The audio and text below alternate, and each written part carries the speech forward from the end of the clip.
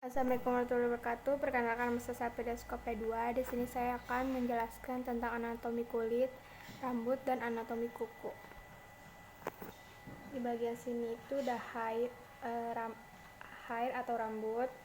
Terus ini di bagian sini itu ada epidermis. Terus bagian sini ada dermis, dan di sini ada hypodermis. Terus di bagian sininya itu ada sensorin. Nah, di bagian sini itu ada sweat gland, dan di bagian sini itu ada muscly. Di bagian sini itu ada hypolensely, dan di sini itu ada blunt valence. Dan yang terakhir itu yang di sini yang berwarna pink itu ada sebaceous gland. Terus selanjutnya saya akan menjelaskan anatomi bagian-bagian dari rambut. Di sini itu ada batang rambut, ini bagian atas, terus di bagian bawah itu ada akar rambut.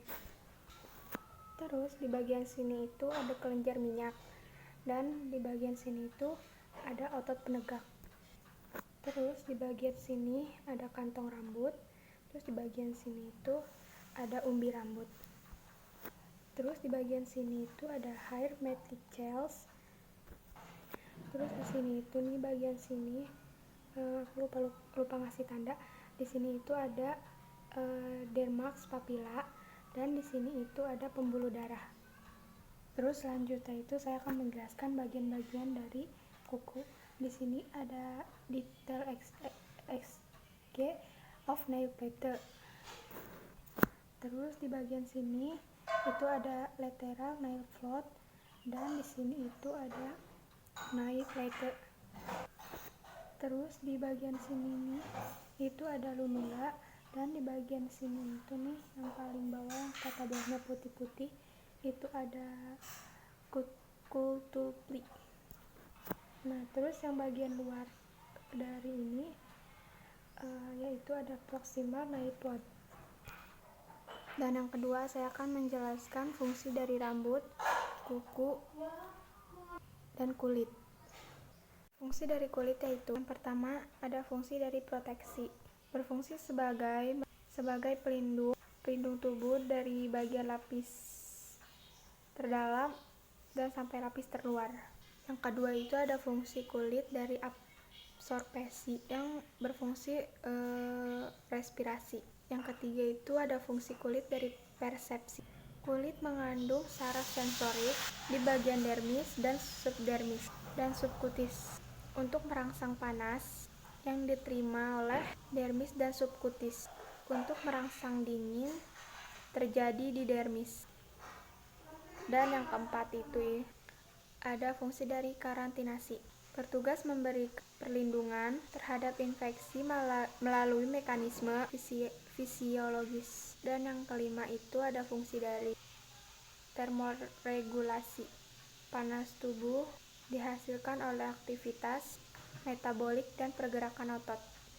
Fungsi dari rambut yaitu melindungi dari pengaruh buruk, pengatur suhu kulit kepala, penghangat, pendorong penguapan keringat, dan yang terakhir indera praba yang sensitif. Fungsi dari kuku yaitu melindungi ujung jari dari virus dan bakteri.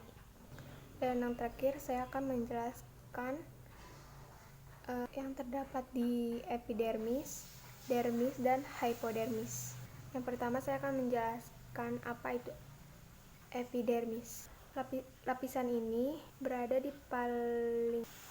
di bagian luar yang dibentuk sel tanduk atau karantinosit dan sel melanosit. Lapisan epidermis terus tumbuh karena lapisan sel induk yang berada di bagian lapisan bawah selalu bermitosis. Sedangkan bagian paling luar dari epidermis terkelupas.